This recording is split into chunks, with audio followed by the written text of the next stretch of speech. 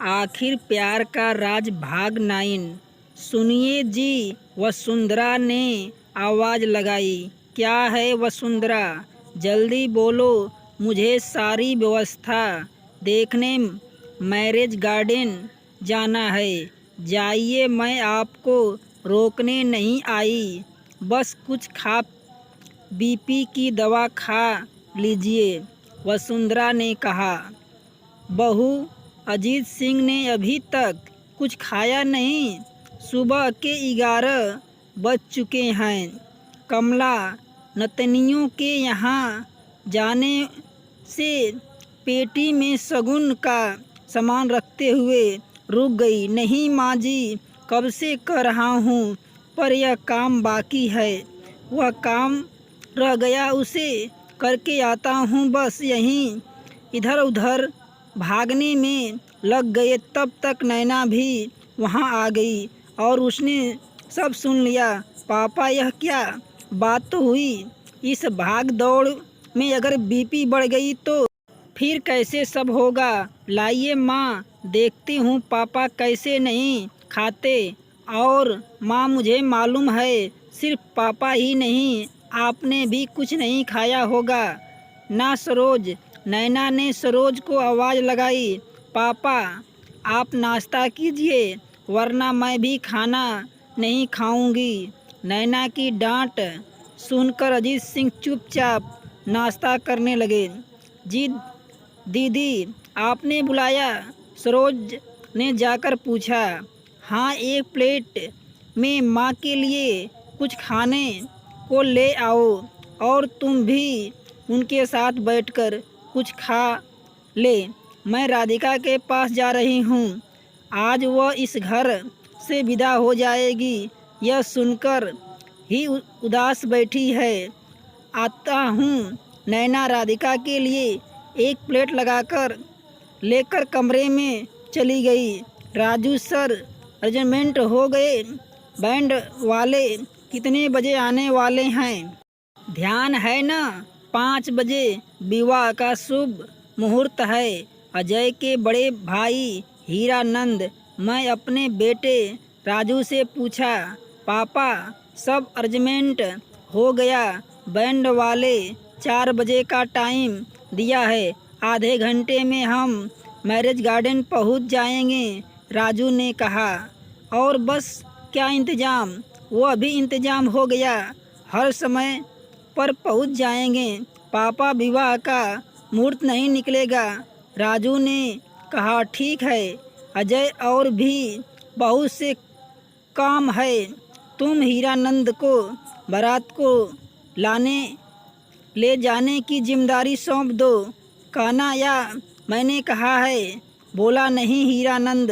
बोले नहीं पापा, मैं अभी बोल देता हूँ, राजू कहता हुआ वहाँ से चला गया। हीरानंद पंडित जी को फ़ोन लगाकर फिर उस समय पर आने को याद दिलाने लगे। डैडी, आपने अजय अंकल को सब अच्छे से समझा दिया है ना? कहीं उसने कुछ गड़बड़ हो गई तो? शंकर और नैना हमेशा के लिए विवाह में बंध जाएंगे। प्रेम सागर चिंतित दिखाई दे रहा था। तुम चिंता मत करो प्रेम सागर, मैंने ऐसा प्लान बनाया है कि शंकर और नैना को उनके साथ घटने वाली घटना की भनक तक नहीं लगेगी। शक्ति सिंह ने प्रेम सागर के कंधे पर हाथ रखते हुए कहा। पर कहीं नैना के पापा, उनकी चिंता छोड़ दो प्रेम सागर, वह तो अपने 3 बेटियों के लिए घर बसाने की खुशी में हमारे बीच हुई बातचीत को पक्का भूल ले होंगे। अजीत सिंह को लग रहा होगा कि मैं उन्हें आगे कोई बात नहीं की तो शायद मैं अपना इरादा बदल दिया होगा, मगर मैं कोई कमज़ोर खिलाड़ी नहीं जो अजीत सिंह के कोमल हृदय को पहचान न पाता। मतलब साफ है, कहिए डैडी। मतलब यह है कि अगर अजीत सिंह को पूरी योजना बता देता तो कहीं मौके पर एक पिता के तौर पर अजीत सिंह अपनी आत्मा के बस में जाकर अपनी बेटी का प्यार मिटाने से बचा सकते। इसके लिए वह अजय परफेक्ट है। एक बार उसके मन में लालच जगा दो, बस फिर वह कुछ भी करने के लिए तैयार। शक्ति सिंह ने कहा, डैडी आप सच में जेनियस हो। प्रेम सागर खुश होकर बोला, डैडी एक बात और पूछनी थी। हाँ बोलो, शक्ति सिंह ने पूछा। आज मयंक की बारात में आप और मॉम साथ शामिल होने वाले हैं। होना ही पड़ेगा, तभी तो हम तुम्हें मौके पर आशीर्वाद देने के लिए उपस्थित हो जाएंगे।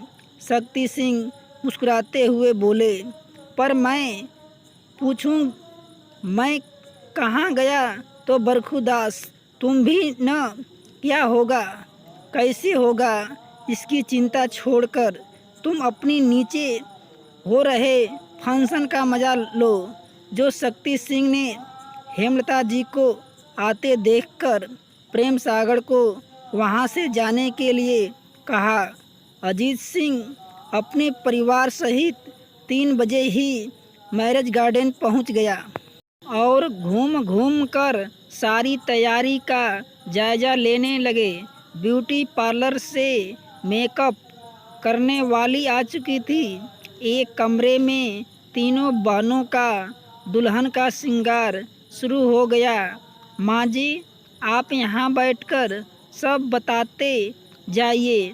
बाबूजी आप अभी कमरे में ही आराम कीजिए, बारात आने से पहले आपको बाहर बुला लेंगे। ठीक है अजीत भैया, बाबूजी को कमरे में पहुँचाओ।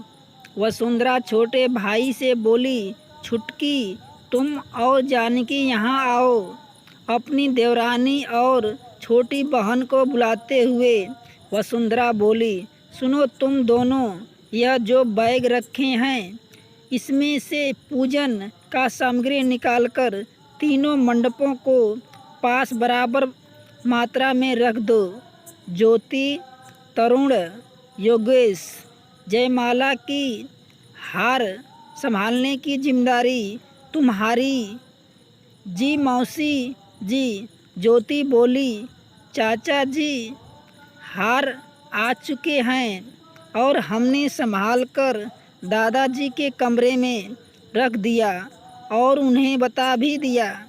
यहाँ कोई बच्चा जाएगा तो दादाजी देख लेंगे। यह तो बहुत अच्छा किया तुम दोनों ने अब चाचा जी को बुलाया। भैया जी और अजीत सब देख ले, थोड़ी देर आराम कर लें, नहीं तो बीमार पड़ जाएंगे। वसुंधरा सबको काम सौंपकर सास के पास आकर बैठ गई। अजीत सिंह विचारों में खोए बैठे थे।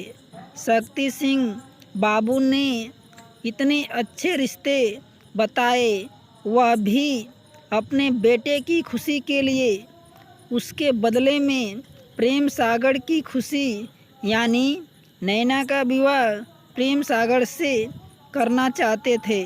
शायद ऐन मौके पर उन्होंने अपना फैसला बदल लिया होगा, नहीं तो मुझे अपनी योजना ज़रूर बताते या प्रेम सागर मान गया होगा। जो भी हो मुझे क्या, मुझे तो मेरी बेटियों के लिए अच्छे रिश्ते चाहिए। वह मिल गया। चाचा जी, तरुण की आवाज़ से अजीत सिंह विचारों से बाहर निकल आए। क्या हुआ तरुण?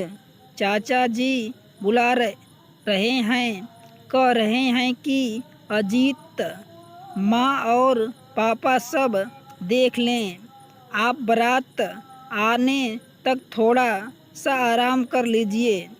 योगेश बोला, हम आराम तो अब बेटियों की खुशी खुशी विदाई के बाद ही मिलेगा। तुम दोनों जाओ। जाओ आता हूँ, अजीत सिंह बोले। बाराती निकलने के लिए तैयारी हो चुकी थी। बसें आकर दरवाजे पर खड़ी हो चुकी थी।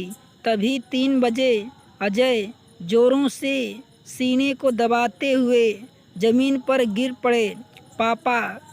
शंकर जोरों से चिल्लाकर दौड़ा। पापा, आंखें खोलो, क्या हुआ आपको? राजू भैया, क्या हुआ? शंकर, यह क्या क्या हुआ चाचा जी को? मैं गाड़ी निकालता हूँ, तुम चाचा जी को फौरन बाहर लेकर आ।